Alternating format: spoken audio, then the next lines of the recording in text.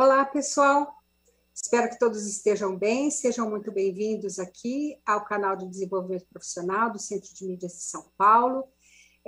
Toda sexta, nesse horário, a gente tem programas que são contemplados por uma parceria, né? Parceria Saúde, Justiça e Educação.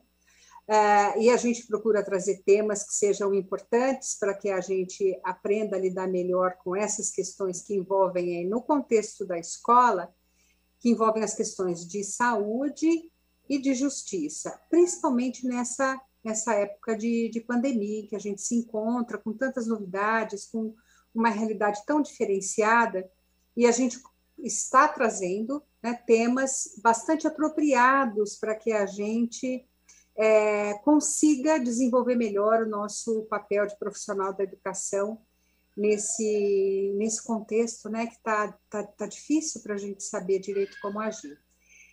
Nós temos, desde abril, uma série que está ao ar, chamada Série Violência Psicológica, e trouxemos vários programas, especialistas de ponta para falar sobre a questão, de modo que a gente consiga acrescentar ao nosso repertório, sejamos nós do quadro do magistério, do quadro da Secretaria de Educação ou do quadro de apoio escolar, que nós consigamos aumentar o nosso repertório para lidar com essa questão da violência psicológica. E aí, mais para frente, terminando, são 7 programas ao todo, né? Nós teremos uma próxima série, também absolutamente contextualizada para essas nossas necessidades. E os programas que vocês não assistiram ainda, vocês podem ir lá pelo canal do YouTube do Centro de Mídias, descendo a página, essa primeira página, lá no finalzinho à direita, vocês vão ter o link do canal de desenvolvimento profissional, que vocês vão poder acessar toda a programação do canal, inclusive os nossos programas dessa parceria, que vai ao ar sempre às sextas-feiras, como eu disse a vocês. E hoje, a gente continuando nesse tema, né, de violência psicológica, a gente tem uma complementação, mas antes de anunciar o programa de hoje, eu queria retomar um pouquinho o programa da sexta-feira passada, que nós tivemos aqui a presença do professor Rodrigo Borba, da Universidade Federal do Rio de Janeiro, e ele falou muito da necessidade da gente dar nome às coisas, para poder fazer com que essas coisas façam mais sentido, né? Ele falou sobre a linguagem inclusiva. Então, ainda pegando essa orientação que ele nos passou no programa passado, que é muito interessante, seria bom que vocês retomassem lá, quem não assistiu, né? Que traz umas dicas bem importantes. Eu gostaria que a gente abrisse esse nosso programa de hoje, fazendo um link com o que o professor Rodrigo nos disse, com um questionamento. Será que a gente sabe identificar o que é violência psicológica? Como é que ela se faz presente, né? Como é que ela se configura? E quais são as marcas da violência psicológica? Porque muitas vezes, quando a gente ainda não nomeou, lembrando as orientações que o professor Rodrigo nos passou, quando a gente não consegue nomear ainda uma determinada situação, uma determinada ocorrência, um determinado sentimento ou circunstância, a gente tem mais dificuldade em entender, né, como é que esse processo se dá, como é que acontece, logo fica mais difícil da gente poder intervir, fazer alguma coisa em prol da melhoria dessa situação para quem estiver vivendo, né, uma situação desfavorável dentro desse contexto. Então, com essas perguntas, eu gostaria que a gente começasse o programa de hoje, que traz aqui uma presença maravilhosa, que a gente já agradece, né, da psicóloga Mariluz, e ela vai trazer para a gente informações e o aspecto formativo a respeito do tema Marcas da Violência Psicológica e suas consequências. Mari, passo a palavra para você e a gente espera conseguir, com mais essa sua colaboração, a gente ir melhor definindo o que é essa violência psicológica e de que forma a gente que é da educação, a gente pode aprender bastante com você, com as outras pessoas que estão nos visitando, para que a gente tenha uma atuação mais efetiva, né, mais assertiva, e que a gente possa ajudar mais os nossos alunos em relação a esse tema. Então, Mari, fala para nós aí o que é essa violência psicológica, como é que a gente reconhece, e também apresente a pauta do seu dia, que vai muito além dessas questões que a gente está trazendo. Passo a palavra para você, Mari, muito obrigada, seja muito bem-vinda. É um prazer estar aqui, Silene, muito obrigada. Obrigada a todos e todas que estão aqui nos assistindo, uma boa tarde para todo mundo. Meu nome é Mariana Luz, mas podem me chamar de Mari Luz. Sou psicóloga, como a Silene falou, faço consultoria em diversidade mental, sou autora de 3 e-books, um deles falando bastante sobre saúde mental, os outros sobre relações raciais. E hoje o que a gente vai falar que é um tema muito importante dentro, né, do enfrentamento à violência contra mulheres e meninas, que é sobre a violência psicológica, que é a base de todas as violências. Mas antes da gente começar, quero saber se eu já posso seguir, se você vai falar mais alguma coisa antes, para a gente começar aqui a nossa aula de hoje.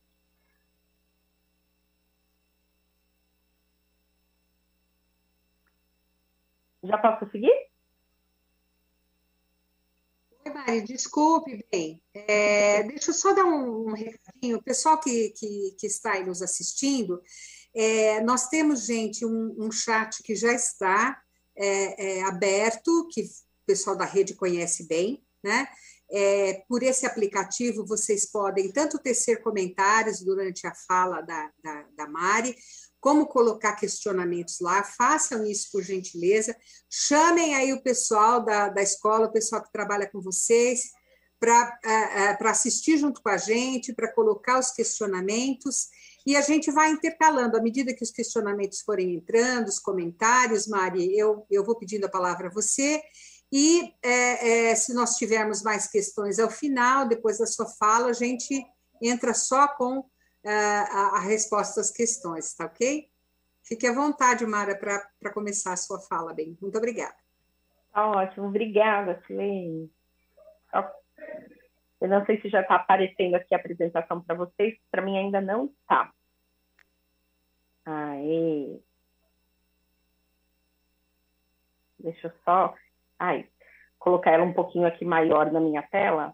Bom, como você falou, hoje eu vou falar um pouco sobre a violência psicológica, as marcas da violência, e para essa aula eu separei alguns tópicos que eu considero que são muito importantes aqui para a gente conseguir entrar, e já queria puxar um gancho, né, até da aula passada que você trouxe, sobre nomear, né? Eu, enquanto psicóloga, eu vejo como imprescindível a gente nomear, que é bastante do que a gente vai fazer aqui, né? Nós vamos nomear algumas características, algumas consequências de quando estamos em uma situação de violência, ou quando conhecemos alguém que está, ou, sobretudo, aqui que a gente está falando com pessoas da área da educação, educadores, educadoras, né, alunos também, outras pessoas, né, no âmbito aí da educação, ajudar a reconhecer também as marcas da violência, que isso também é bem importante.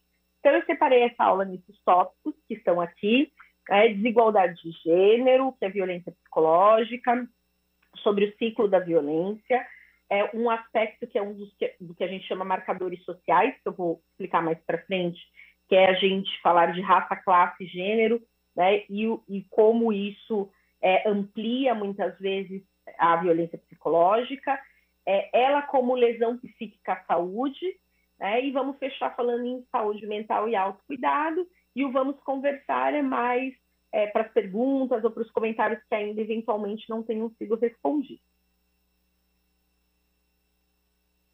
Podemos ir para o próximo.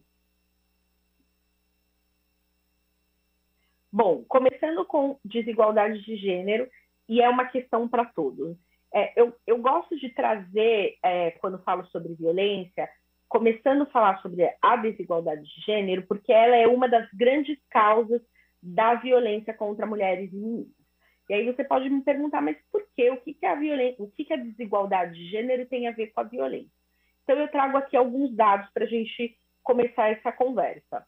Em 2018, as mulheres somavam quase 52% da população brasileira, de acordo com o IBGE. Segundo a ONU, 90% da população mundial tem preconceito contra mulheres. Né? Mulheres com 12 anos ou mais de estudos ganham, em média, 68% dos salários de homens com a mesma escolaridade. Quando a gente fala de mulheres negras, esse número é ainda maior, é 43% dos salários de homens brancos. E o último dado aqui, que é um panorama bem recente, inclusive, do Instituto Patrícia Galvão e do Fórum Brasileiro de Segurança Pública, que foi feito de 2020 para frente, já pensando nesse contexto da pandemia, aconteceram um estupro a cada 11 minutos, uma mulher assassinada a cada 2 horas, 503 mulheres vítimas de agressão, só nesse último ano e pouco, a cada hora, e 5 espancamentos a cada 2 horas. Né? Então, são dados bem chocantes. E aí, por que é importante a gente saber sobre esses dados e falar sobre a desigualdade? Por que a desigualdade ela gera violência? Porque quando a gente tem uma sociedade onde a gente olha mulheres de uma maneira e homens de outra maneira, a gente acaba deixando que essa violência aconteça e escalone. Né? Porque os papéis de gênero, ou seja, aqueles papéis que são esperados que homens cumpram e que mulheres cumpram, colocam as mulheres muitas vezes numa posição de muita vulnerabilidade social. Como vocês podem ver aqui, eu trouxe dados de mercado de trabalho, então trouxe alguns dados da própria violência em si. Então, a gente vê que, e é difícil muitas vezes para as pessoas entenderem que quando falamos de violência, que as pessoas falam, mas homens também sofrem violência, né? Por que a gente está aqui se dedicando só às mulheres? Por que a Lei Maria da Penha fala somente sobre as mulheres? Por que esse tema está girando tanto em torno das mulheres? Porque socialmente e economicamente, como alguns desses dados apontam, as mulheres elas estão numa posição desigual. E a desigualdade social, econômica e de papéis gera violência. Então, por isso, a desigualdade de gênero é uma questão para todas as pessoas, porque ela vai afetar mulheres. No extremo disso, a gente fala de feminicídios, ou seja, mulheres que são assassinadas porque são mulheres, e em relação aos homens, o fato de a gente pensar nas questões do machismo, de que os homens muitas vezes não podem demonstrar emoções, sentimentos, e que isso impacta também na saúde emocional, na saúde mental, no desenvolvimento e muitas vezes na saúde física. Podemos ir para o próximo.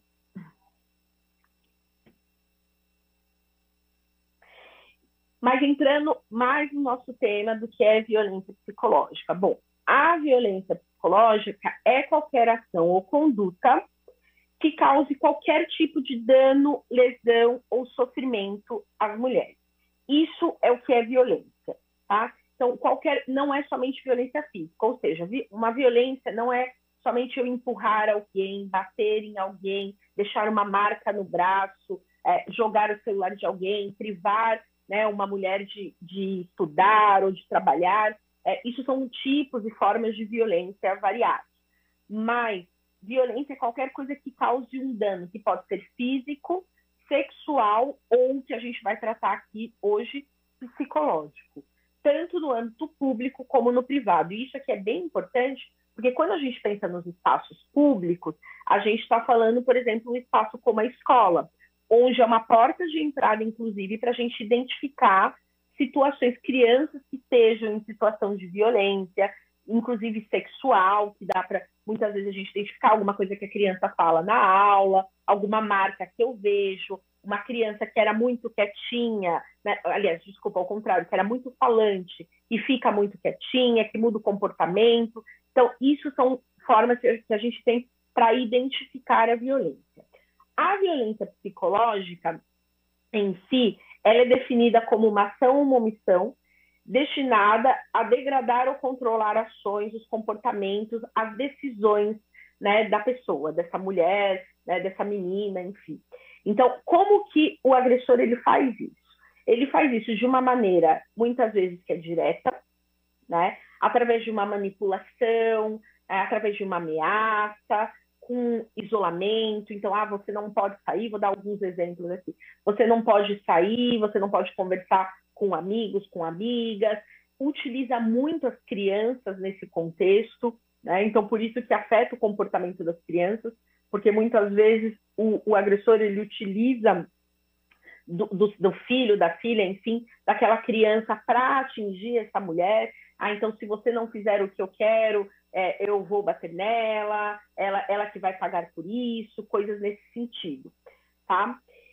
E, como eu disse, a base de todas as violências que acontecem contra as mulheres, a gente tem a desigualdade, é uma das bases, e a violência psicológica é o que dá base para todo tipo de violência. Por quê? Porque eu sempre dou esse exemplo. Se você for jantar com alguém, e aí nesse primeiro jantar, você acabou de conhecer essa pessoa, nesse primeiro jantar, ele te dá um soco na cara, você vai continuar saindo com essa pessoa? Né? Muito provavelmente não. Então, o que essa pessoa ela precisa fazer? Ela precisa ganhar a sua confiança. Então, muitas vezes, essa pessoa que você está conhecendo, ela ganha a sua confiança, ele é muito gentil, ele é gentil com os filhos, ele parece uma pessoa encantadora, e aos poucos, através dessa intimidação, dessa manipulação, dessas ameaças, das humilhações, ele vai, através da violência psicológica, envolvendo a mulher e a família dela, né, e os filhos, nessa trama, que é propriamente a violência psicológica. Então, a violência psicológica sustenta esse modo que o agressor trata, muitas vezes, as mulheres. E dificulta com que as mulheres saiam porque elas estão presas, e às vezes a gente se prende lá atrás em pensar que, nossa, mas era tão gentil no começo, era tão bom no começo, ele me tratava tão bem no começo, né? Acho que saiu aqui a apresentação. Aí, podemos ir para o próximo. Então, como eu falei, é difícil a gente reconhecer, né? Porque esses vínculos são profundos e estão permeados por um monte de mágoas, de ressentimentos. Às vezes, as mágoas e esses ressentimentos não são só com o outro, mas, sobretudo, com a mulher, porque a violência psicológica faz com que essa mulher duvide dela mesma. Né? Mas será que é isso mesmo? Será que eu não fiz nada? Porque o que o agressor utiliza? Lembra, no outro slide a gente falou sobre a manipulação, sobre a humilhação, sobretudo sobre manipulação e ameaças. Então, o tempo todo se utiliza disso, né? Ah, você está sofrendo isso por culpa sua, você sofre isso porque você anda com tal roupa, porque você sai com tal batom, porque você é alguém que fica namorando outras pessoas que me traem. Então, é por isso que eu faço isso com você. Eu te bato, ou eu te trato mal, ou eu desconto em você, porque você causa isso. Então, isso é muito característico da violência psicológica. Estou falando com bastante exemplos para ajudar a gente a entender que muitas coisas que a gente normaliza e naturaliza nas relações da nossa sociedade, que a gente vive numa sociedade extremamente violenta, e aí a gente entra nesse segundo ponto, as mulheres sentem muita vergonha, muito medo, muita culpa de estarem nessa situação, porque elas acreditam naquilo que o agressor vai trazendo. Tudo é culpa delas. Né? Então, tudo que está acontecendo com você é culpa sua. Isso é uma das grandes características aí também da violência psicológica. Né? E aí, nesse contexto todo, eu trago esse dado do Brasil ser o 5º país do mundo que mais mata mulheres.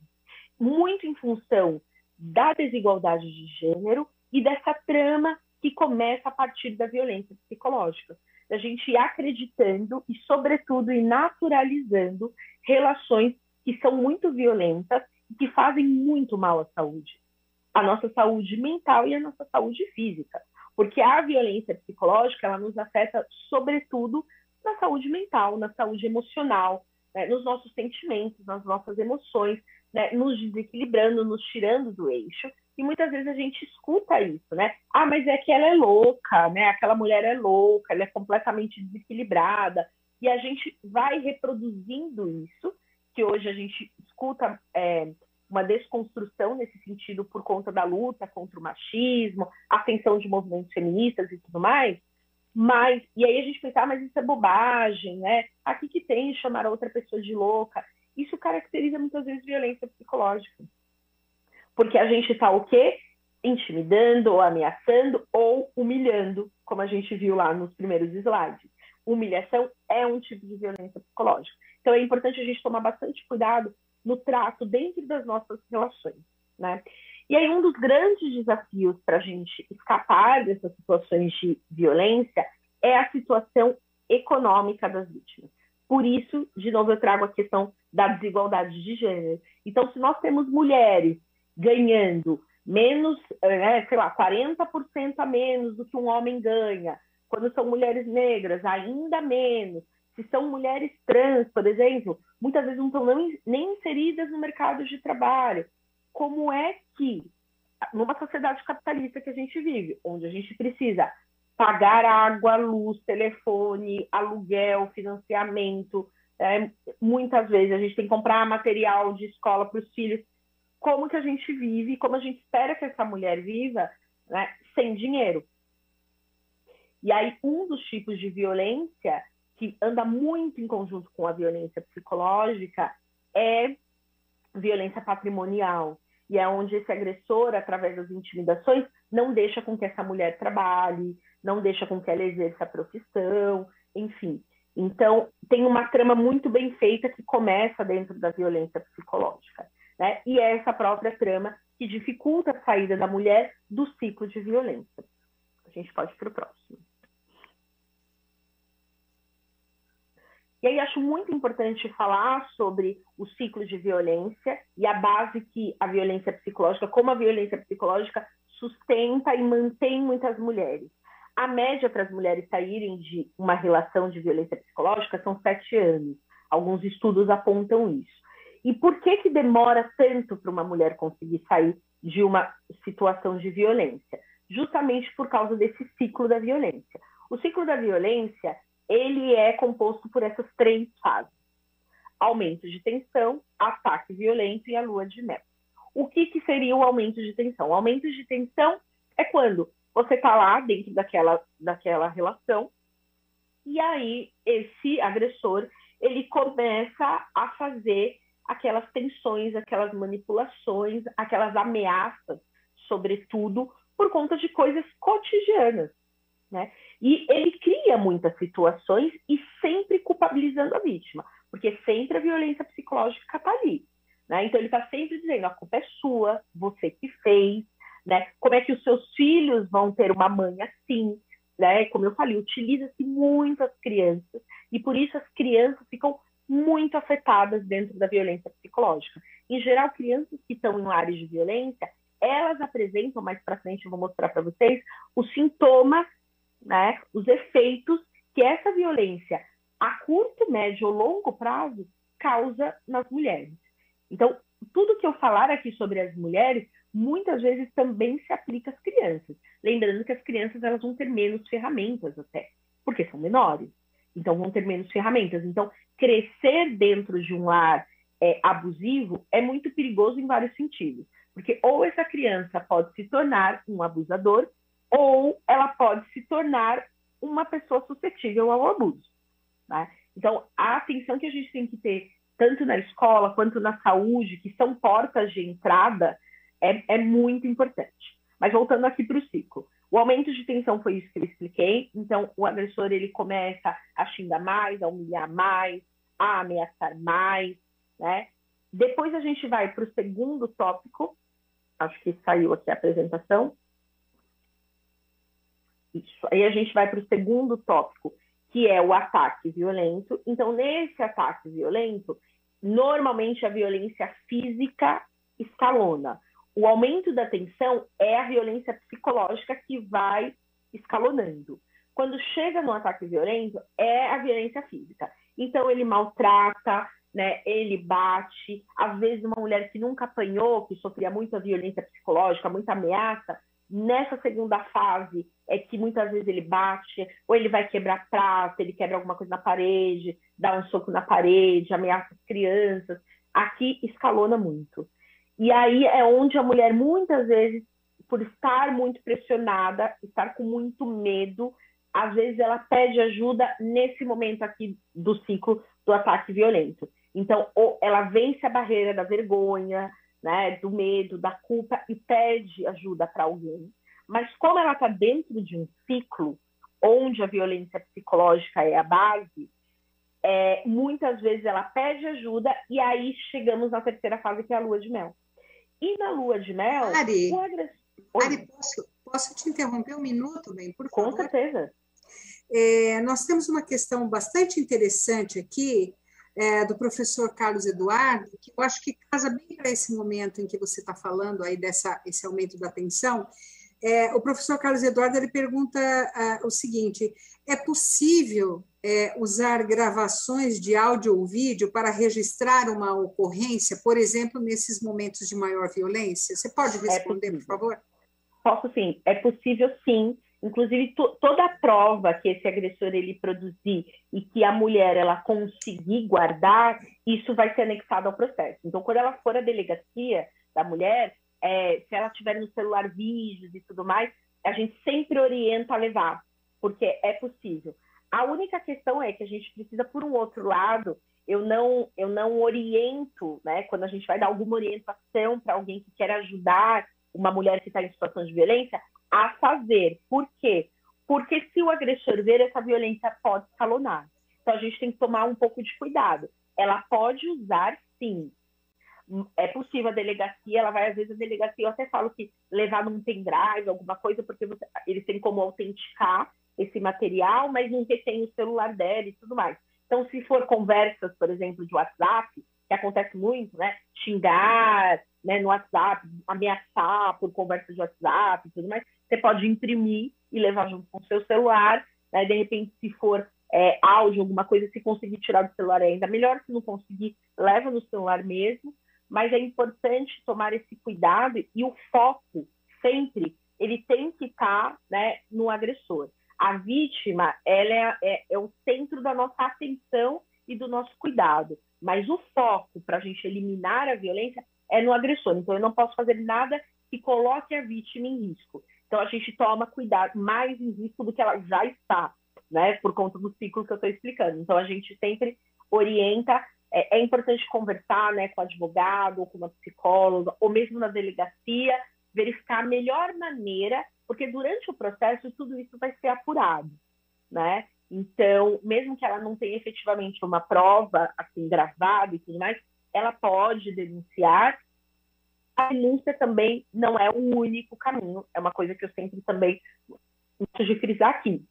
A denúncia é um dos caminhos, é importante sim a gente denunciar, mas o sistema de justiça ele não vai dar conta de tudo, e é por isso que também você pode ir por outros canais. A escola é um, a saúde é outro, então você na terapia também pode ser orientada, né, e tudo mais.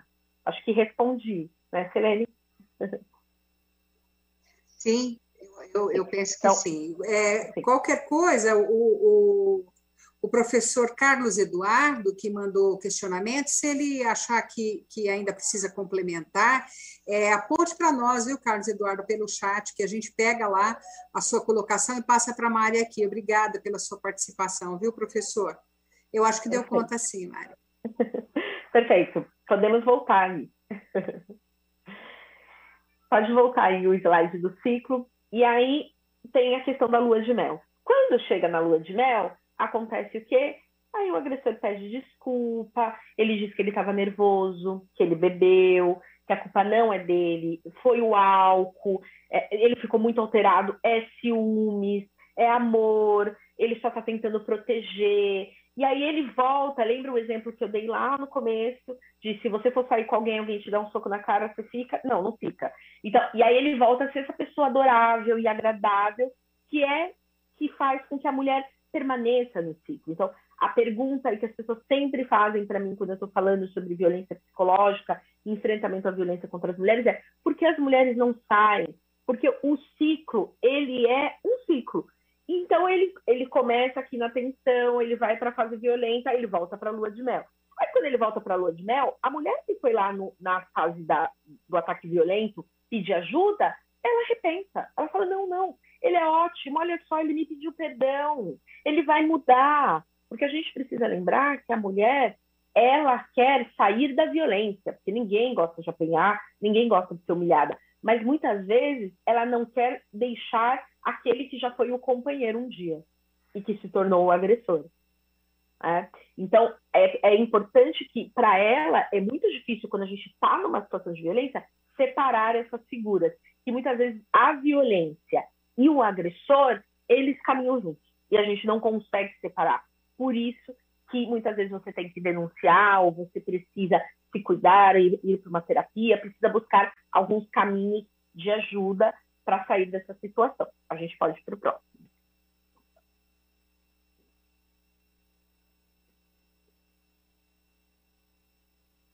Pode ir para o próximo slide. Aí.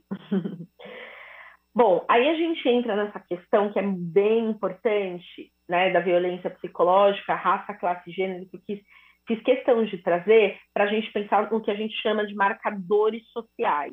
O que são os marcadores sociais? Marcadores sociais são as maneiras, as características que nos colocam no mundo. Ou seja, então eu sou uma mulher negra psicóloga, né? A Silene é uma mulher branca, não sei qual é a sua profissão, Silene, mas a Silene tem aí a profissão dela, aqui a gente tem um monte de professores. Sou professora, Mari. Professora. Eu ia dizer professora, mas aí eu falei, bom, eu não tenho certeza se ela é professora. Então. Mas é isso. A Silene é uma mulher branca. A Silene é uma mulher branca, professora. Então, isso são marcadores sociais. As características físicas, sociais, né, econômicas, que nos colocam no mundo, tá? Então, quando a gente fala da violência psicológica, que muitas vezes, quando a gente pensa em raça e classe, quando eu falo de gênero, é importante lembrar, gênero engloba homens, mulheres e outras identidades também, pessoas não binárias, então tem outras coisas que englobam gênero. A gente não está falando só de mulher e mulher cis, né? Nós estamos falando de todos os tipos aí de gêneros que a gente tem, tá bom? Pode voltar lá o slide. Então, aqui eu trouxe alguns dados para a gente entender esse impacto quando a gente pensa em raça, em classe e em gênero. Então, mulheres negras são as vítimas mais recorrentes de homicídios. Segundo o Atlas da Violência, os homicídios entre 2007 e 2017 cresceram 29% para mulheres negras. No mesmo período, né, para mulheres não negras, cresceu somente 4,5%. E desses homicídios aqui, grande parte a gente está falando de feminicídios, ou seja, de mulheres que morreram em função de serem mulheres e vítimas, sobretudo, de violência doméstica, tá? Aí a gente, pensando ainda nas questões raciais, tem uma pesquisa do Datafolha que foi feita em 95, muito tempo atrás, mas ela ficou muito famosa porque ela mostrava que 90% dos brasileiros admitiam que existia racismo, né? Preconceito de cor no Brasil. Mas 96% dos entrevistados se identificavam como não racistas. Então você tem uma pesquisa que mostra que 90% das pessoas dizem não, tem racismo no Brasil. Mas 96% dos entrevistados falam, mas só que não sou eu que faço. Né? Então, assim, tem racismo, mas não sou eu que cometo, né? Quem é que comete? Né? E por isso que é importante trazer essa questão da raça, e tem um ponto que eu acho, que eu falo aqui abaixo do racismo estrutural, que ser racista ou ter uma ação racista não significa que você é uma pessoa ruim. Isso é bem importante. Né? O racismo, ele é ruim. Mas ser racista, muitas vezes a gente tem uma ação racista não porque somos pessoas ruins, mas temos uma ação racista por causa dos tipos de racismo que existem e, sobretudo, porque a gente vive numa sociedade embasada e construída no racismo estrutural. E o racismo estrutural é justamente essa base, essa teia, que uma raça está privilegiada em detrimento de outras, e não só uma em relação à outra. Porque a gente tem que lembrar que a gente tem 4 grandes grupos raciais, ok? Então, no Brasil, negros, brancos, amarelos e indígenas. Né? Não só somente brancos e negros, né? São 4 grupos.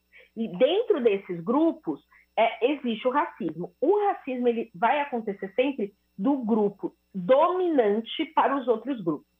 Ah, mas por que quando uma pessoa negra xinga uma pessoa branca não é racismo, por exemplo?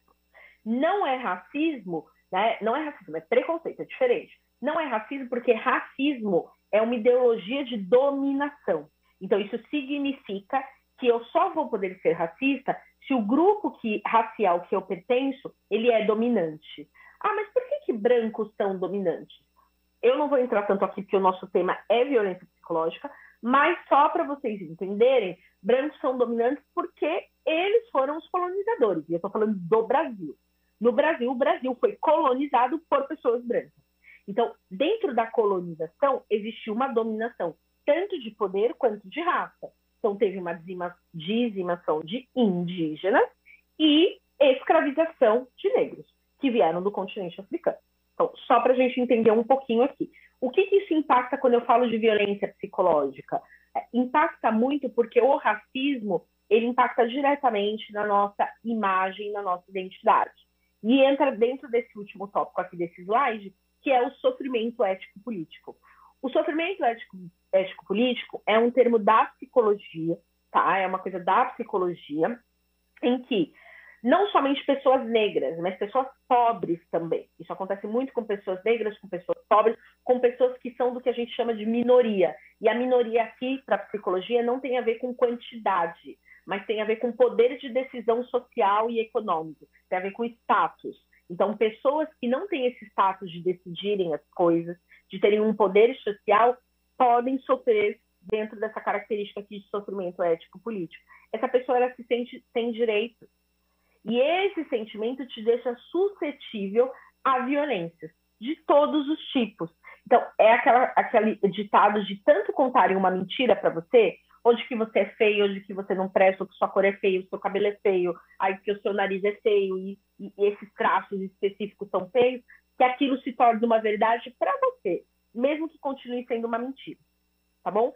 E isso, esse sofrimento vindo do racismo, ele é comparado ao estresse pós-traumático de soldados que voltaram da guerra, para a gente ter ideia. E aí, como a gente aqui está falando com educadores, eu deixo aqui esse parênteses antes da gente ir para o próximo slide, que muitas crianças sofrem racismo. É uma coisa que a psicologia e outras ciências têm se debruçado absurdamente, porque o marco para crianças, né? Então, sobretudo aí no ensino básico, né? O marco do racismo nas crianças é muito traumático. Então, é importante que educadores, né, pedagogas estejam aí atentos, né, com essas que a gente chama de brincadeiras, ou que às vezes a gente chama de bullying, e não é bullying. Lembrando que a Silene trouxe da aula do professor sobre a importância de nomear. A importância de nomear, ela entra aqui. Se eu estou vendo que uma criança sofre racismo, e eu generalizo isso como bullying, que bullying é uma outra coisa, racismo é uma coisa, bullying é uma outra coisa, se eu generalizo isso, eu tiro um pouco dessa característica que tem o racismo e eu também dificulto a maneira como eu vou olhar e vou cuidar dessa situação. Então, é muito importante a gente dar um nome para as coisas que elas têm, por mais duras que sejam. Ah, mas por que crianças são racistas? Porque a gente vive numa sociedade racista e, às vezes, crianças estão reproduzindo o que elas aprenderam, tá bom? Então, essa questão para fechar aqui, pode ir para o próximo slide, por favor. Essa questão para pensar a violência psicológica nesse quesito de raça, classe e gênero é muito importante por isso. Próximo slide.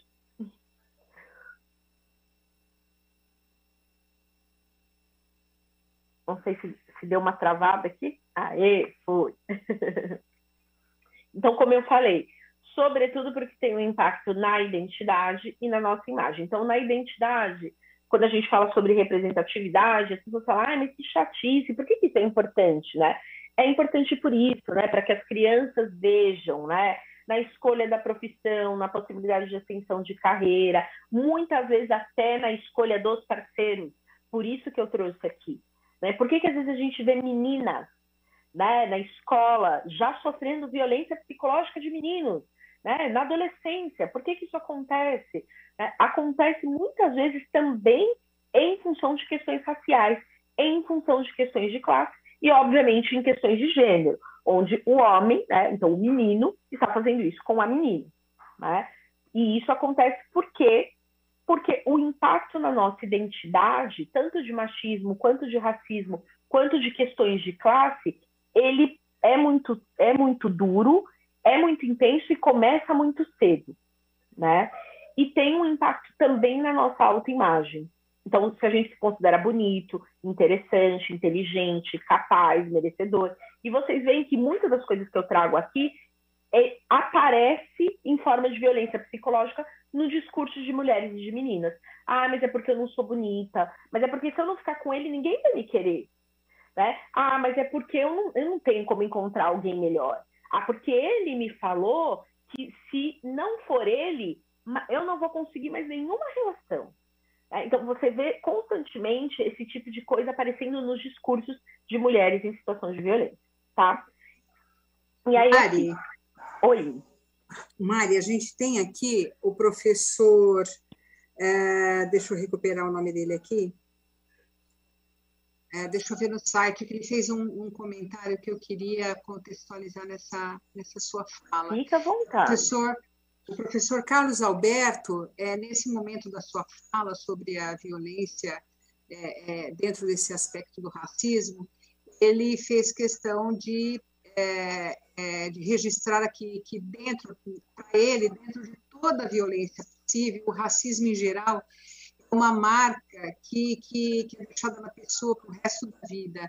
Ou seja, dentro das violências todas aí, o racismo ele tem um impacto, né? E eu acho que é isso que o professor quis deixar registrado, um impacto profundo nessa criança e dos desdobramentos futuros, né? Então, muitas pessoas aqui estão parabenizando você pela pertinência da sua fala e o contexto bastante propício e ratificando essa sua colocação, que realmente a violência nesse âmbito do racismo ela a gente tem que superar.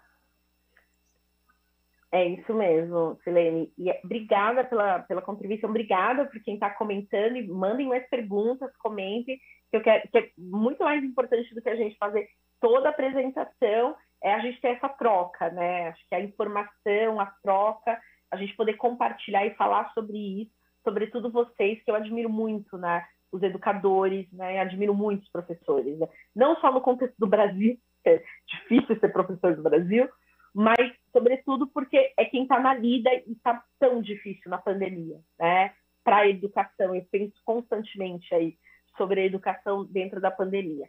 Mas, sim, o racismo é muito difícil, pode colocar a apresentação de novo, o racismo é muito difícil de ser superado, mas é muito importante que com terapia, com acompanhamento, né, tanto dos pais, dos educadores, sobretudo de um profissional de psicologia, a gente consegue ressignificar dores muito profundas, inclusive as do racismo. Então, é bem importante pensar que, sim, essas marcas, elas ficam, às vezes eu vou em empresas, que é um dos trabalhos que eu faço, da consultoria em saúde mental, em diversidade racial, e já me fizeram essa pergunta, poxa, a gente tenta promover pessoas negras e elas não conseguem ficar nos espaços da promoção depois, né? Se sentem mal, não se sentem merecedoras. É por conta da violência psicológica que o racismo provoca. Exatamente, é sobre isso. E às vezes a gente traz o quê? Essa linguagem do senso comum, tanto sobre violência doméstica quanto violência racial, a gente traz essa coisa de, mas é porque a pessoa não se esforçou, é porque ela não quer, porque se ela quisesse, ela melhorava, né? E não é sobre isso, é sobre trauma, é sobre dor, né? Então, obrigada pelo comentário, né? O professor que comentou. Podemos voltar aqui para a apresentação.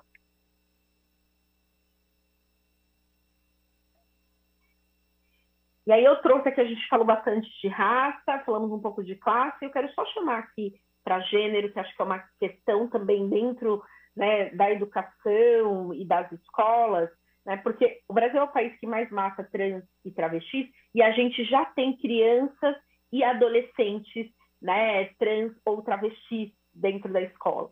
E às vezes é toda uma situação muito delicada da maneira como a gente trata essas crianças e esses adolescentes, porque independente de religião, daquilo que a gente acredita e tudo mais, a gente tem que lembrar que a palavra, né, respeito, sobretudo para a identidade ou para a orientação que aquela criança ela quer expressar, ou aquele adolescente quer expressar, e muitas vezes as pessoas perguntam, mas não é muito cedo uma criança, um adolescente já se expressar dessa maneira?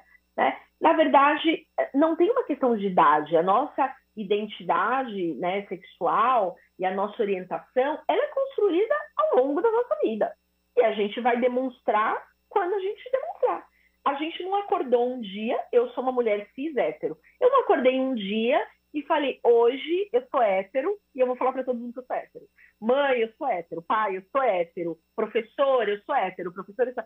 Por que que com a identidade, né, com o fato da gente ser hétero, né, essa orientação, a gente não exige a idade ou a explicação, a gente olha naturalmente, né? E com a identidade de gênero, no caso, pessoas, né, pessoas trans e mulheres travestis é sempre feminino, né, e mulheres travestis, a gente olha, né? Então é uma coisa que eu deixo aqui só para a gente se questionar, porque por mais que às vezes causam incômodo, sobretudo porque nós somos educados numa sociedade heteronormativa, do mesmo jeito que nós somos educados numa sociedade que é muito mais para as pessoas brancas, e muito mais para os homens, e muito mais para quem tem dinheiro, né? Também para quem é hétero, né? Então fica aqui a provocação que eu acho que é importante também, a gente não seja um causador de violência psicológica nas nossas crianças e nos nossos adolescentes.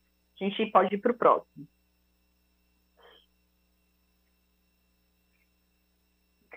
E aí a gente entrando aqui no cerne da nossa apresentação, que é a violência psicológica como lesão psíquica à saúde. Depois de todo esse contexto aqui que a gente trouxe do que é a violência psicológica, um pouco de como ela se manifesta nas relações, no ciclo, falei um pouco aqui também, né, dentro da escola, o que pode acontecer, aí eu trago aqui o que a OMS, Organização Mundial da Saúde, ela define o que é saúde mental.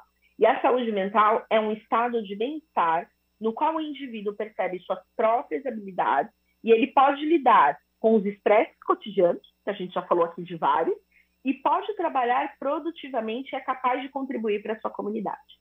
Então, até o exemplo aqui que o professor trouxe antes, né, de como o racismo impacta, e eu estou falando aqui de como a violência psicológica impacta, a gente tem que lembrar que quando eu tenho uma mulher, eu tenho uma criança, eu tenho uma pessoa que não consegue, né, lidar com esses estresse cotidiano, ela não é uma pessoa que está em plena qualidade de saúde mental e de vida, né? Isso é bem importante. E o estresse é uma coisa, né? E eu acho que aqui, como a gente está falando bastante com professores também, a gente não pode deixar de pensar burnout, né? E esse desgaste, esse esgotamento, né, físico e mental que muitas vezes a gente tem por conta do trabalho, entra aqui também. E é muito importante a gente saber como e para quem pedir ajuda. Voltando para a violência. Massacra a autoestima das mulheres, como eu falei, né? Impacta no trabalho, nas relações. Então, é muito comum a gente ver uma mulher saindo de uma relação de violência e indo para outra. Né? Por quê? Porque a autoestima dela, ou seja, como ela se vê, como ela se cuida, aquilo está completamente aniquilado, muito também por conta do sofrimento ético-político que eu trouxe aqui. Né? Então, a gente tem essa questão da dependência emocional, né? As idealizações de feminilidade, de masculinidade, romantização de relações, né? Então, só você feliz se tiver um príncipe no cavalo branco, né? E aí, sempre essa questão da mulher nesse lugar, que é uma coisa, idade média, né? Meio que sendo salva, né? Não uma pessoa, né? Pessoas independentes, felizes, inteiras, né? Tanto homens quanto mulheres, né? O que a gente precisa para relações saudáveis é isso. Mas esse medo da solidão, essas romantizações, coisas que vão sendo muito colocadas através dos papéis de gêneros, dessas expectativas criadas para homens e mulheres, isso causa muitas vezes também dependência emocional, o que impacta na nossa saúde mental, né? Então, as mulheres que ficam com receio permanente de que algo aconteça, né, que a todo momento ela fica com aquele medo de que o agressor ele vai gritar ou ele vai bater ou que ela vai fazer alguma coisa para ele. E isso vai desencadear, de novo, todo aquele ciclo que eu expliquei, isso gera muito estresse. Então, de novo, aí a violência psicológica pesando na saúde, né? E as mulheres que viveram abusos, geralmente, elas têm esse baixo nível do que a gente chama de investimento pessoal, né? Então, elas não estão mais acostumadas a ouvir e atender os próprios desejos, a cuidar de si, a gostar de si. Há muitas vezes a cuidar dos filhos, e é uma grande questão, né? Porque muitas vezes a gente encontra crianças que estão num lar abusivo e a gente vê porque são crianças que estão largadas, que que não estão sendo bem cuidadas. E às vezes é muito fácil a gente dizer a mãe é que não cuida, a mãe é uma péssima mãe, a mãe, olha só. E às vezes isso é sinal de um lar com violência, porque a mãe não consegue, né? Uma mulher que está em situação de violência, ela não consegue mais cuidar, né? Ela tem tanto medo, ela vive sob tanto estresse, isso impacta diretamente a saúde mental. Então isso é um fato aqui muito importante para a gente que lida muito com pessoas, né? Para ajudar a identificar, tanto nas nossas próprias relações, quanto as pessoas que chegam até nós. Podemos ir para o próximo.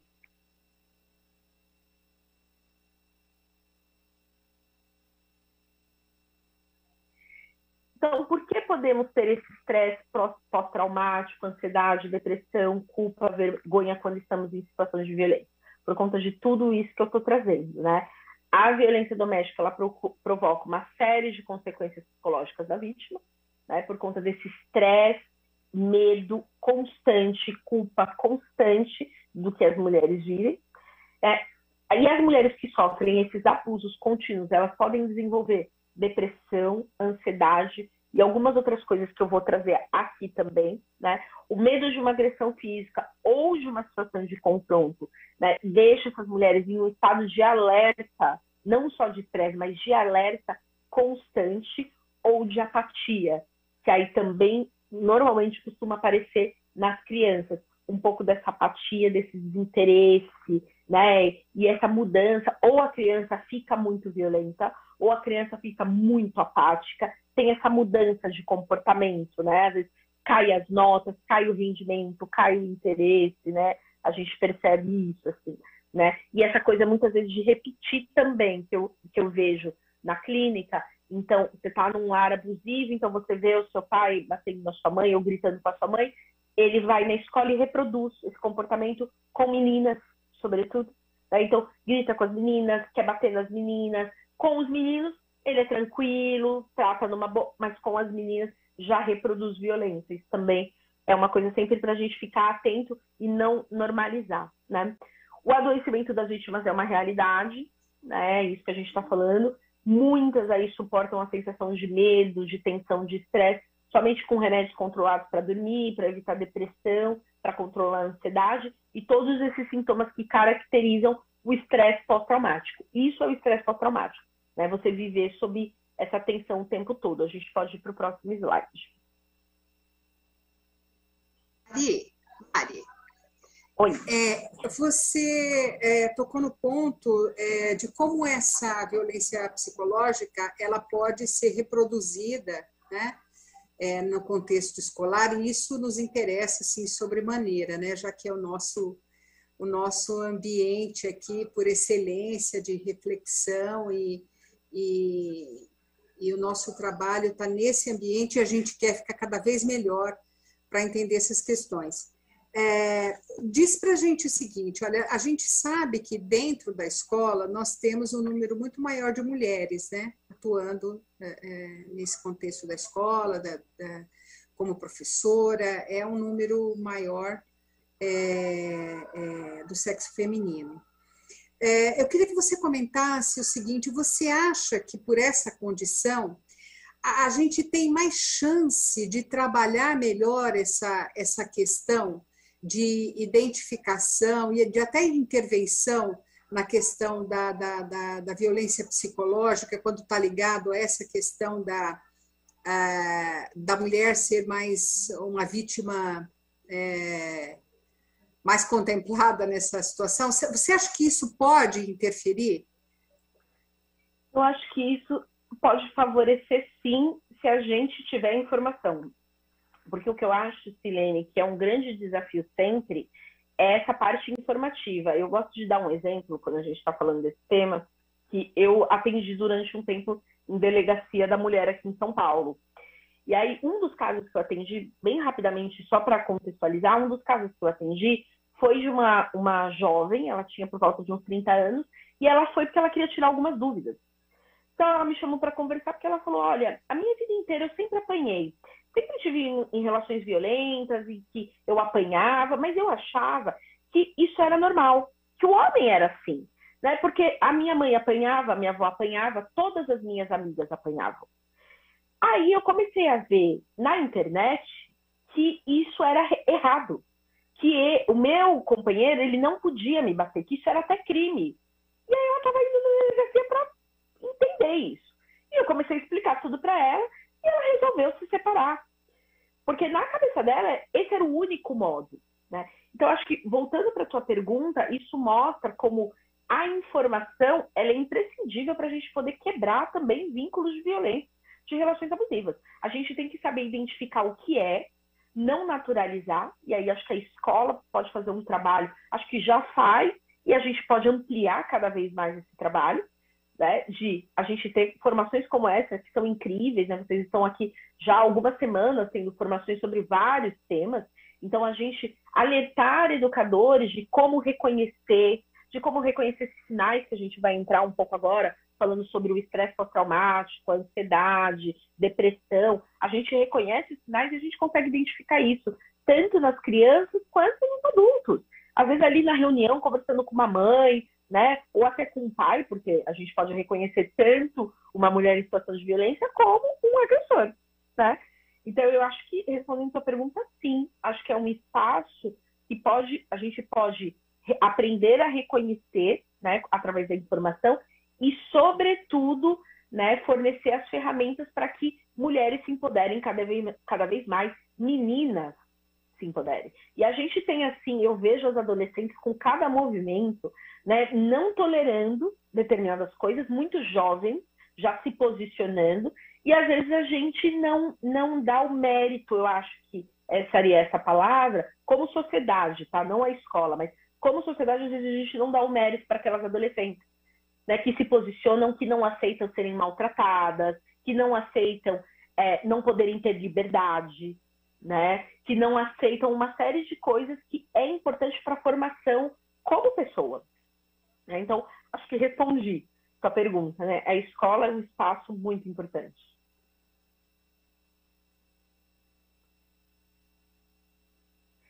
Bom, e aí agora pensando mais nas características, aí só para ajudar vocês também a entenderem, a reconhecerem, né, de estresse pós-traumático, de ansiedade, né, de depressão, eu vou falar um pouco aqui dessas características. Né? Então, o estresse pós-traumático. O estresse pós-traumático é justamente, nesse primeiro ponto aqui, esses flashbacks, é aquele sentimento que faz a gente ficar revivendo aquele trauma. Então, você sonha, você tem pesadelo, te gera ansiedade. Lembrando que a ansiedade, vou falar um pouquinho mais para frente mais ainda, mas a ansiedade é esse excesso de futuro que eu falo. Você está sempre lá na frente. Então, aquela mulher que está sempre em alerta, né? Aí, quando o fulano chegar, se o fulano beber, né? Eu lembro que a gente tem uns exemplos, assim, de mulheres que relatavam que quando ele fechava a janela, a cortina, ela já sabia que ele ia apanhar. Então, quando ele chegava perto da cortina, ela já começava a tremer. Né? Então, pensa você viver sob esse estresse e essa tensão o tempo todo. E agora, na pandemia, né, sobretudo o ano passado, em que a gente ficou muito confinado, esse ano estamos, né, mas aí abre, fecha, tem uma movimentação. O ano passado, que teve um confinamento por mais tempo e muito maior, os números escalonaram muito, de feminicídio, sobretudo, porque não tinha válvula de escape. Então, as mulheres morriam dentro de casa, né? Crianças sofriam dentro de casa. Essa grande discussão entre abre escola e fecha escola, né? Que, assim, acho que não tem uma resposta. Como é que a gente coloca professores, né? Crianças em risco por conta da pandemia? Por outro lado, a gente sabe que tem o impacto, né? Obviamente, na aprendizagem, mas, sobretudo, a escola não é só um lugar da aprendizagem, da convivência, muitas vezes, para algumas crianças, da alimentação e do escape da violência. Né? Então, a gente também teve muito essa discussão e tem ainda durante a pandemia de crianças estarem em situação de violência com as escolas fechadas. Né? Então, também é algo para a gente pensar. E aí, sobre esse estresse pós-traumático, esses pensamentos incontroláveis sobre o evento, sensação desse medo constante. Podemos ir para o próximo. Ansiedade, como eu falei, ansiedade é excesso de futuro. Então, a ansiedade, ela causa. A gente está o tempo todo no futuro, o tempo todo pensando o que vai acontecer e a gente não consegue se conectar ao presente. Isso, inclusive, já deixo a dica aqui para todo mundo, para os ansiosos de plantão, mesmo que não tenha a ver com violência, né? a ansiedade, ela causa muito mal para a nossa saúde mental e nossa saúde física. Então, se você é uma pessoa que se considera muito ansiosa, que está sempre lá na frente, um exercício é tentar viver o hoje, né? Então, tá aqui nessa aula, fica aqui na aula, né? Não fica já, mas acaba 5 horas, aí fica, vou fazer 6 horas, 7 horas, 8 horas, amanhã, semana que vem. Não, vamos viver o hoje, né? Acho que também isso é uma coisa que a pandemia nos ensinou, né? Viver o hoje, pensar no hoje, se cuidar hoje, porque o amanhã está muito difícil de prever, né? Então, é bem por aí. Então, insônia, taquicardia, que é o coração disparando, nervosismo o tempo todo, falta de concentração, agitação, tensão, coisas que ajudam a identificar também em criança. Criança muito ansiosa, tem que ficar um pouco atento, porque essa criança não para um minuto, e às vezes a gente quer muito diagnosticar, tem TDAH, é hiperativo, mas às vezes a criança está dando sinais de outras coisas, né? Então essa parceria, né, o trabalho entre educadores e psicologia nesse sentido ajuda bastante para a gente identificar, porque pode ser um sinal, sim, de que essa criança está num lar abusivo, está num lar inseguro, e ela está pedindo ajuda desse tipo de coisa, né? Podemos ir para o próximo slide. Não falta muito tempo, vou dar uma corridinha agora, para a gente conseguir ver tudo. Depressão, vocês viram, né? Tem um monte de coisa, mas vou trazer aqui os pontos principais. Aqui essa mudança negativa na forma de pensar, no humor, sentimentos negativos sobre si, incapacidade de sentir coisas boas, né? Essa perda de conexão com o mundo, nada é bom, nada tem vontade, nada tem sentido. Isso é uma coisa muito característica da depressão. Né? A depressão não é quando você tem uma vida horrível e aí você tá triste porque você tem uma vida horrível, você tá passando fome, né? Alguém morreu. Não, o que mostra muito esse sintoma da depressão é quando muitas vezes você tem uma vida que tá ok, você tem um bom trabalho, você tem uma boa família, você vive uma relação ok, mas você não consegue se conectar com coisas boas, né? Então isso é uma característica da depressão. Quando a gente pensa advinda da violência psicológica, aí a gente está pensando muito de alguém que acreditou o tempo todo quando ouvia que era feia, que era burra, que era gorda, que ninguém ia te querer, que qualquer roupa fica ruim em você, que você não serve para nada. Então você vai acreditando nisso, né? Isso vai entrando, né? Afetando muito a sua saúde mental, e você deixa de se conectar com coisas boas ao seu redor. Essa incapacidade de sentir aí emoções positivas. Então você se sente sempre anestesiado em relação a tudo, falta de interesse em coisas que gostava, falta de esperança. Tem uma questão muito da depressão, quando é um caso muito grave, problema de memória, pessoas muito deprimidas esquecem das coisas, né? Porque você está tão desconectada de tudo, então você tem problemas de memória e é difícil lembrar, às vezes, coisas do evento traumático, né? Ou seja, da violência mesmo. Por isso que muitas vezes, quando as mulheres elas vão depor, vão procurar delegacia, as histórias às vezes mudam, elas ficam desconexas, e o que leva as pessoas a duvidarem, né, dessa mulher, quando na verdade isso é um sintoma de violência psicológica e da depressão, né? É um sintoma do que aconteceu com ela, desse evento traumático, né? Então, dificuldade de manter relacionamentos íntimos, no extremo, pensamentos de morte ou suicídio. Sim, muitas mulheres que são vítimas de violência pensam justamente para acabar com essa violência, porque para ela não existe um mundo fora dali, né? Lembra, ela está completamente sem perspectiva de futuro, né? Então, no extremo, pensamentos de morte ou suicídio. E quando falamos de depressão relacionada ao trauma da violência, a gente também tem que lembrar a agressividade, isso aparece bastante em crianças também, isolamento aparece muito em crianças também, dificuldade de construir relações e abuso de álcool, drogas, que é uma questão que aí ajuda a entorpecer um pouco essa vida.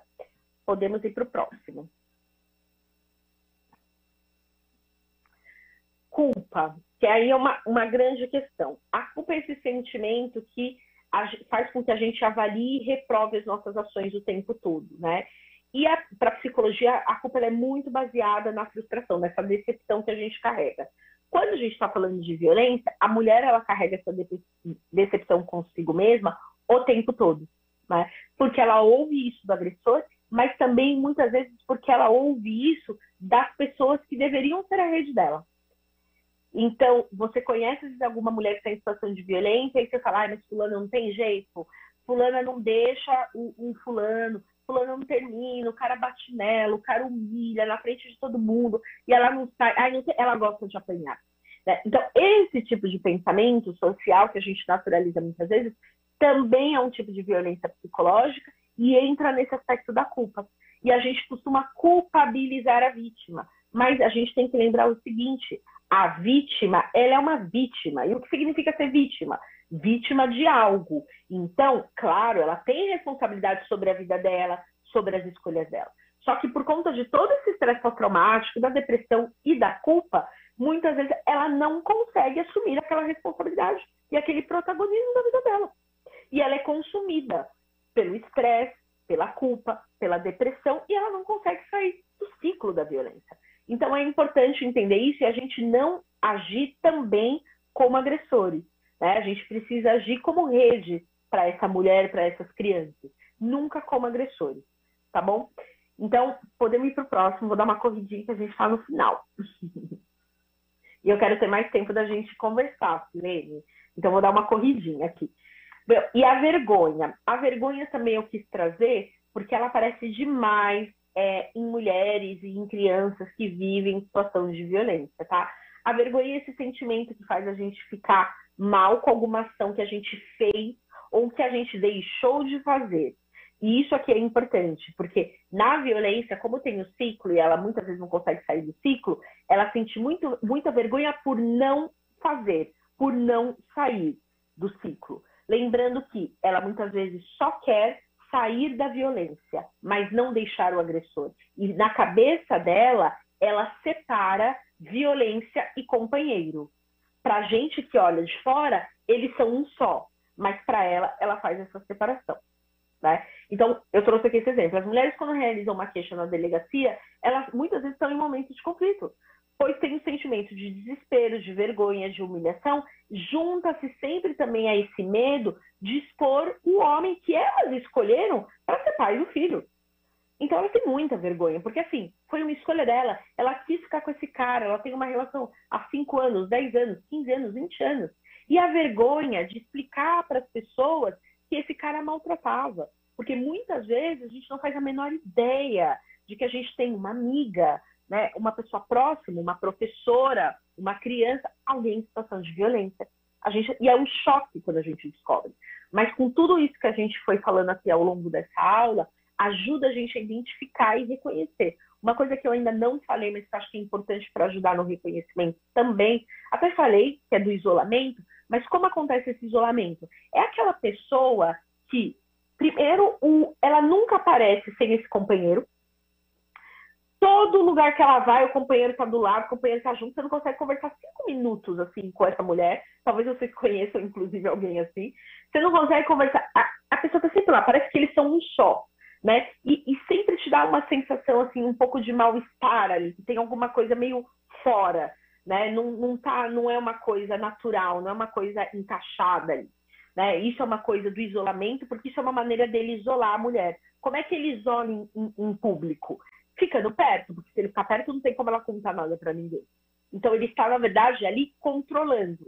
Né? Então é assim que acontece esse isolamento em público. Então, acho que isso é uma coisa legal também para deixar aqui registrado, que ajuda um pouco a gente a reconhecer. Podemos ir para o próximo.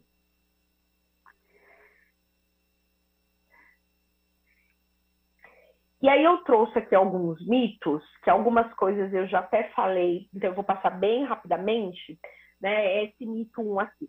As mulheres apanham porque gostam ou porque provocam, né? Então a gente tem esse mito muito relacionado ao machismo, isso não tem nada a ver. O certo é pensar e lembrar que as vítimas de violência passam muito tempo tentando evitar essa violência para assegurar a sua própria proteção e a proteção dos filhos.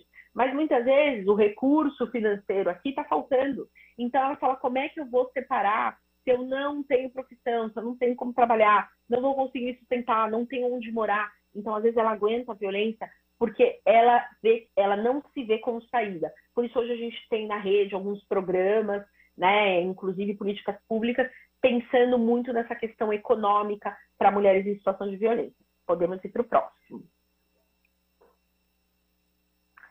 O 2 que eu trouxe aqui, a violência doméstica só acontece em famílias de baixa renda com pouca instrução. Isso aqui é bem importante também, porque a violência ela acontece em todos os níveis, tem juízas, médicas, engenheiras, advogadas, né, promotoras, a gente tem mulheres de todas as classes e de todas as profissões. O que acontece, como eu coloquei lá naqueles slides sobre raça, classe e gênero, é que a mulher que tem mais dinheiro, quando ela decide romper, ela às vezes tem mais maneiras, né, mais assistência, até da própria rede, para conseguir sair dessa situação. Por exemplo, eu consigo mudar de cidade, consigo ser transferida do meu emprego, eu consigo alguns benefícios que para as mulheres mais pobres é mais difícil. Então, a diferença é nisso. Lembrando que quando eu falo de mulheres mais pobres, a gente está falando no Brasil, sobretudo, de mulheres negras e de mulheres trans, que, como eu coloquei lá no início, ganham menos, ou no caso de mulheres trans, muitas vezes não são nem inseridas no mercado de trabalho, tá bom? No mito 3, é fácil identificar o tipo de mulher que apanha, né? As pessoas trazem isso, né? Mas não tem um perfil específico para quem sofre violência. O que tem é a gente reconhecer, baseado em tudo que eu estou contando aqui para vocês, a gente começa a reconhecer características, mas que podem acontecer em qualquer classe social, com qualquer raça, com qualquer tipo de mulher, né? Ninguém está dizendo aqui, só a mulher negra sofre, só a mulher trans sofre. Não. Elas estão mais vulneráveis em diversos aspectos, mas todas as mulheres podem sofrer. Então, a gente tem que lembrar que não é disputa de sofrimento. Quem sofre mais, quem sofre menos. Mas é importante a gente identificar o que a gente chama como fator de risco ou fator de proteção. Porque quando a gente fala de violência, é sobre isso que a gente está falando. O que é um fator de risco? Então, ser pobre é um fator a mais de risco. Ou ser da classe média. Isso pode ser um fator a mais de proteção, se a gente souber usar. Lembrando que a mulher em situação de violência, um dos tipos de violência é violência patrimonial, ou seja, esse agressor priva a mulher do próprio dinheiro. E às vezes quem tem o dinheiro é a mulher. É ela que tem dinheiro, às vezes ela é rica, mas ela não tem direito a comprar uma caneta, porque ele controla todo o aspecto financeiro da vida da mulher. Tá bom? Então, isso é um mito. Podemos ir para o próximo slide. Se a situação fosse tão grave, as vítimas abandonariam logo os agressores, né? Aí, um negócio de errado aí de novo, né?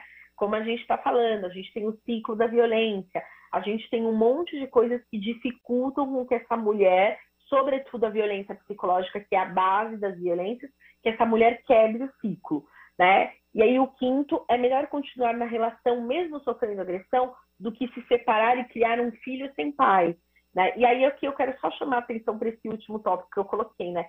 Como um homem violento pode ser um bom pai, né? Às vezes a gente quer fazer isso. Não, ele era ruim para ela, mas ele é ótimo com as crianças. Mas, gente, eu deixo o questionamento. Como é que um lar violento, como é que alguém que bate na mãe dos filhos, que agride, que humilha, ele vai ser um bom pai para essas crianças?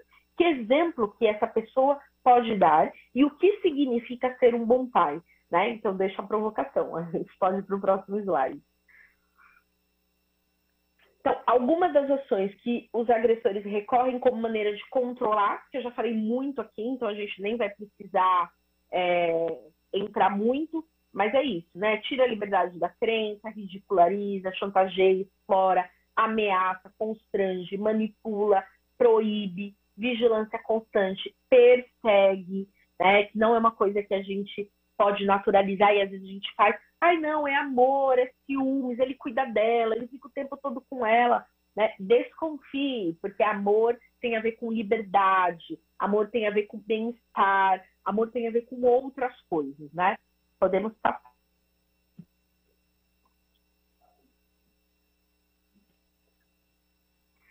E aí, esses sentimentos muito comuns que as mulheres têm, né? Se achar incapaz de fazer sucesso na vida, dúvidas sobre a sua capacidade, será inferior, opressão, perda de ânimo, culpa, tudo isso que a gente já falou também, podemos passar. Estou dando uma corridinha para dar tempo de tudo, gente. Eu quero chegar na saúde mental aqui no autocuidado. Podemos passar, esse aí.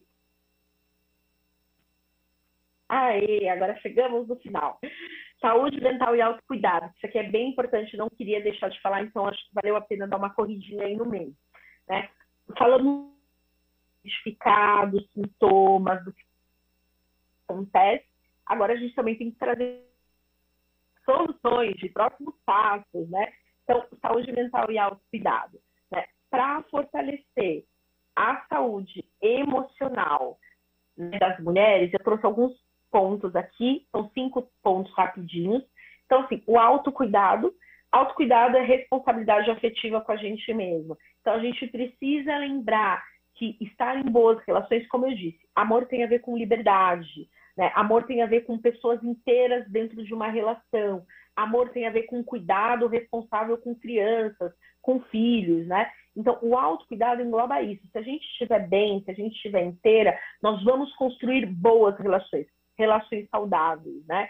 Então, um incentivo para a gente sempre fazer coisas que nos deixem felizes e satisfeitas, felizes e satisfeitos, né? Se você está dentro de uma relação onde você tem medo, culpa, vergonha, estresse, né? O tempo todo você está com aquela sombra, né? Isso não tem a ver com saúde mental, isso não tem a ver com autocuidado. Então, lembre, desconfie se você está vivendo numa relação assim, se você conhece alguém e se você observa esses sintomas em crianças, né?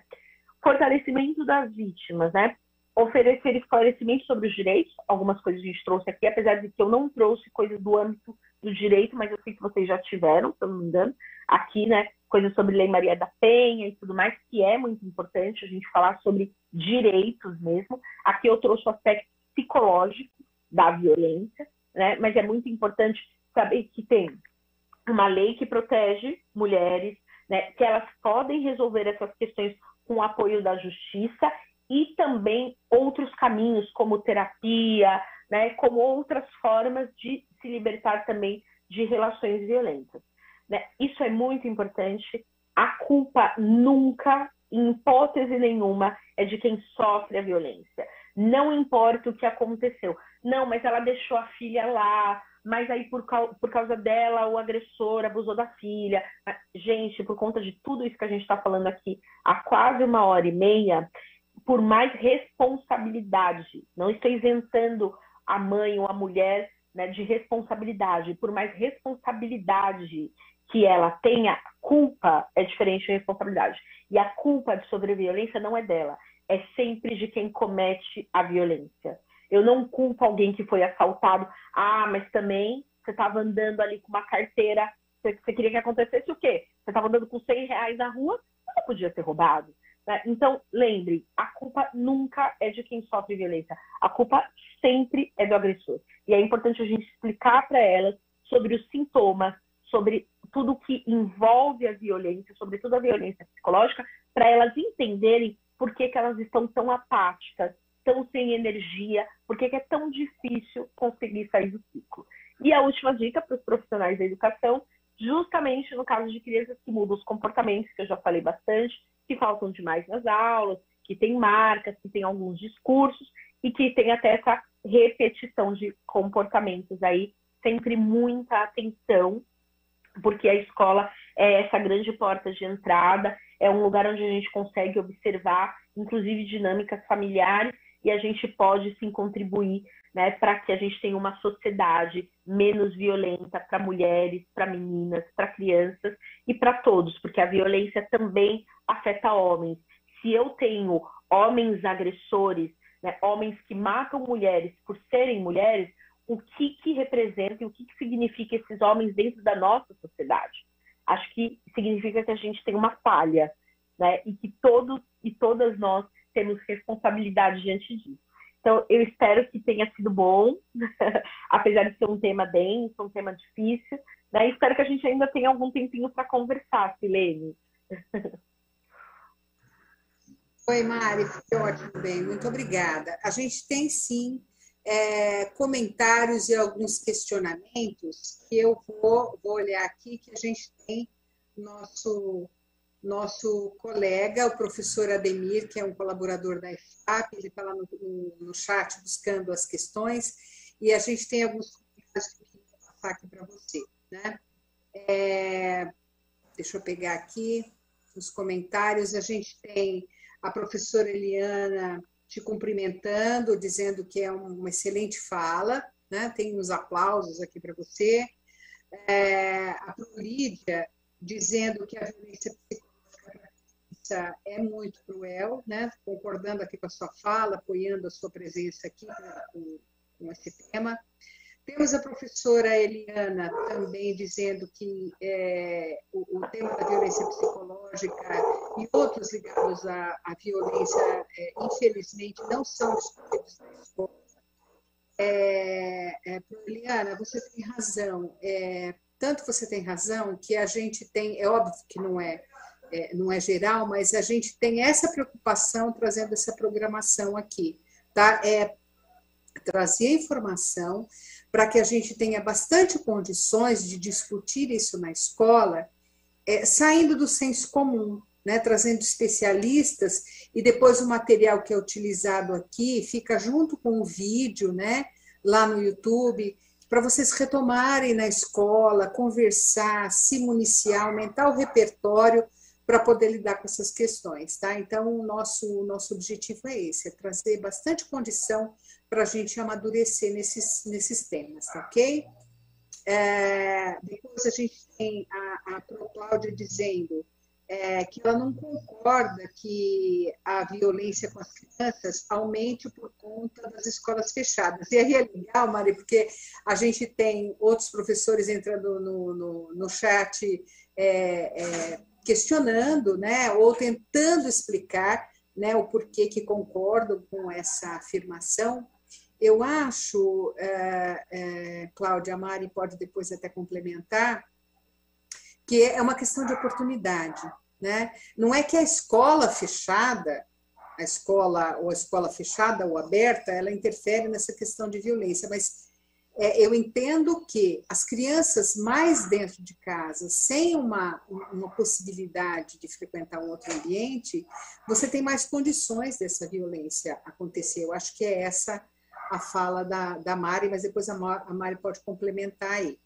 Você quer que eu complemento agora ou espero você terminar os comentários? Pode complementar, por favor. Não, é exatamente isso. Inclusive, nem é uma crítica às escolas fechadas, porque eu nem teria coragem de fazer uma crítica na pandemia. Seria um absurdo a gente fazer uma crítica. Acho que é muito difícil e delicado esse tema, né? Eu toquei nele e eu sabia que ia ter aí alguma manifestação, que não tem problema nenhum, mas é justamente isso que você falou, a violência, ela fica mais oportuna, mas a gente não deveria colocar nem pais, nem educadores, nem crianças na posição de ou fica em casa e tem violência, ou vai para a escola para comer e se salvar da violência. A gente teria que ter políticas públicas. Aí a gente está falando já de outras questões, né? Nós não teríamos que ser os únicos envolvidos e responsáveis para dar conta disso.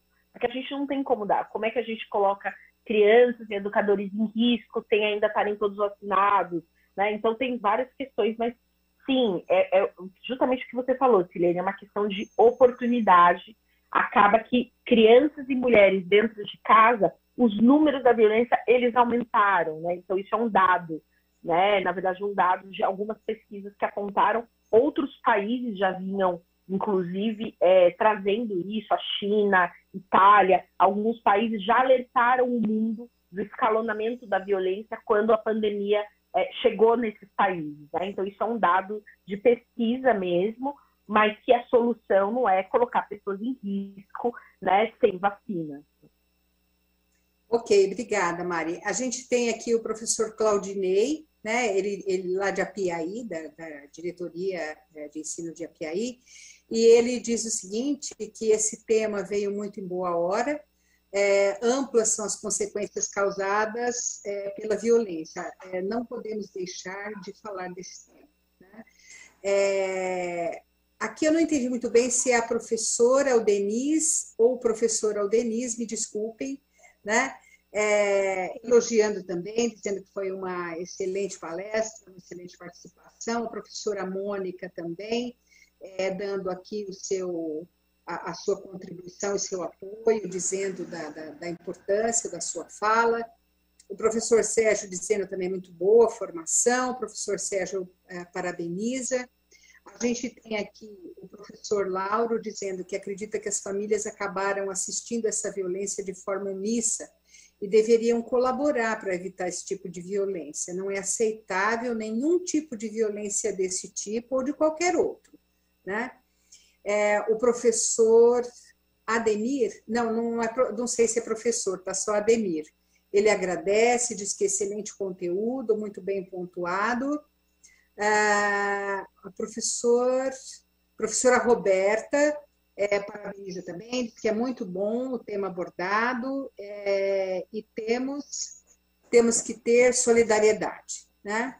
A professora Maria de Fátima diz maravilhosas contribuições, colaborações que nos fizeram refletir sobre os comportamentos diferenciados dos nossos alunos, né? A professora, eu acho que é o professor William, né? Psicologia geralmente, eu não entendi, psicologia geralmente sofreram na infância. Bom, eu acho que a gente tem que tomar o start, porque como a gente traz de lá, deve ter alguma inadequação aqui, não deu para entender muito bem. Depois nós temos algumas questões mesmo, Mari, vamos aproveitar aqui o finalzinho do programa, tem uma questão aqui da Pro Reinilde. Ela diz assim, gostaria de saber a procedência dessas informações. Somente as ocorrências nas delegacias são suficientes para dizer que houve esse aumento durante a pandemia? Ela está preocupada com esse levantamento desses dados. Você pode contemplar rapidamente para a gente, Mari? Claro, com certeza. A maior parte dos dados são do Fórum Brasileiro de Segurança Pública. E aí, entrando no site do Fórum Brasileiro, que é uma instituição que produz pesquisa, uma instituição de pesquisadores, né, que produz pesquisa na área de segurança pública. Então, eles têm o Atlas da Violência e eles produziram, no ano passado, fazendo esse recorte, somente do período da pandemia, desse escalonamento da violência. Mas, e aí, como eu disse, né, China, Itália, outros países também trouxeram, Estados Unidos também trouxeram dados, então isso é de cunho público, mas é fácil da gente fazer esse link para a professora que perguntou, porque é só você pensar o seguinte, não é seguro para mulheres estar dentro de casa. A violência doméstica, que é uma das causas que mais mata no mundo, ela acontece dentro do âmbito doméstico, dentro da casa. Não é na rua, não é em outros lugares. Então, se você tem um período de confinamento, naturalmente esse número ele vai aumentar. E as denúncias elas vão diminuir. Aí a gente vai olhar esses dados a partir, inclusive, tem assim, um aumento no 190, né? Então tem um aumento, aí pode buscar, né, no Fórum Brasileiro de Segurança Pública, tem um aumento de busca do 180, do 190, mas diminui a denúncia na delegacia. Porque com o confinamento as pessoas elas se sentiram inseguras de irem, né, para as ruas. Então, a gente está muito no finalzinho, queria ter mais tempo de falar, mas pode buscar os dados que sim, a violência ela aumentou demais no período da pandemia, basicamente em todos os países que, claro, criam estatísticas para esses dados.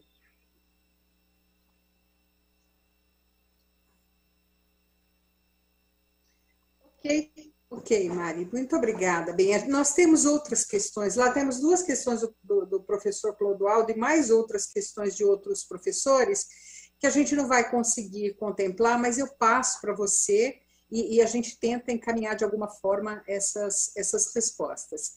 Nós estamos aqui há 1 minuto para terminar o nosso programa de hoje e eu gostaria de agradecer, Mari, a você, né, pela sua participação tão simpática e solidária aqui, né?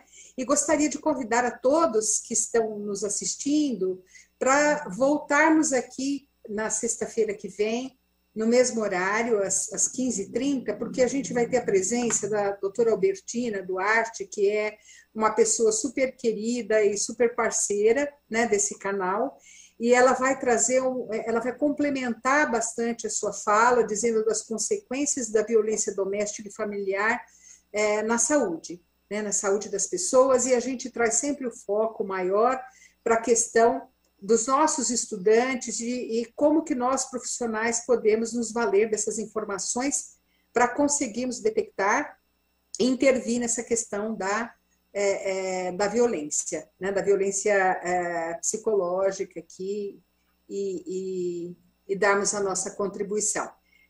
Mari, muito obrigada. Fica bem, né? Muito agradecida pela sua participação. E a gente se despede aqui, esperando contar com todo mundo sexta-feira que vem, tá ok? Gente, um abraço. Tchau, até mais.